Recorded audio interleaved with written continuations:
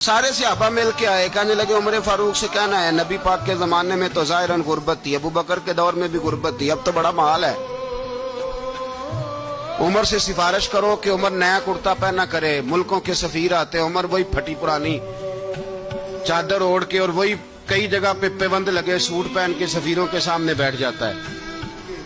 عمر کو مشورہ دو، طے ہو گئی بات۔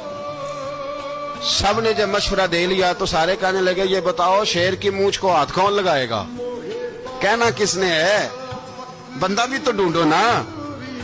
میں کہا جناب میرا یہ خیال ہے کہ مولا علی شیر خدا کہیں گے، کیونکہ جس شخص کی عمر کو سب سے زیادہ حیا کرتے دیکھا وہ شیر خدا مولا علی ہے رضی اللہ تعالی علی کہیں گے، اس لیے کہ جناب علی تو کئی دفعہ جب گفتگو کرتے تھے تو حضرت عمر چپ کر جاتے تھے اور فرماتے تھے علی نہ ہوتا تو میں ہلاک ہو جاتا۔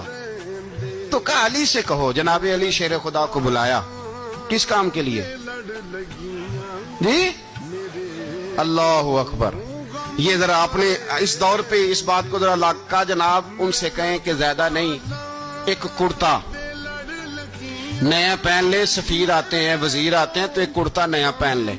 حضرت علی کو بلایا، فرمانے لگے کوئی اور بات ہوتی تو میں کہہ دیتا، یہ والی میں نہیں کہہ سکتا، کوئی اور ہوتی تو میں عمر کو کئی دفعہ کہہ دیتا ہوں، جلال میں بھی تو سن، یہ والی میں نہیں کہہ سکتا، میں تمہیں ایک مشورہ دیتا ہوں۔ کہ وہ کیا؟ کہنے لگے سیدہ عائشہ صدیقہ سے کہو، وہ مومنوں کی ماں ہیں، عمر ٹالے گا نہیں۔ اماں جی سے جا کے کہا اماں جی نیا کرتا عمر سے کہیں پہن لیں، وزیر آتے ہیں بڑے بڑے لوگ تو چلو کوئی حرج نہیں۔ اماں جی نے کہا اچھا کوئی بات نہیں میں بلا لیتی ہوں۔ جناب عائشہ نے پیغام بھیجا،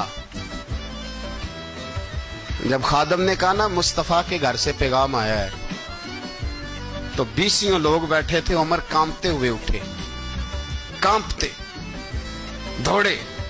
حضرت عائشہ پردے میں تھی تو فرماتی ہیں عمر اتحیات کی حالت میں بیٹھ گئے۔ کہا اماں جی دیر تو نہیں ہو گئی مجھے آنے میں؟ کہا نہیں ٹائم پہ آ گئے ہو۔ کس لیے بلایا تھا؟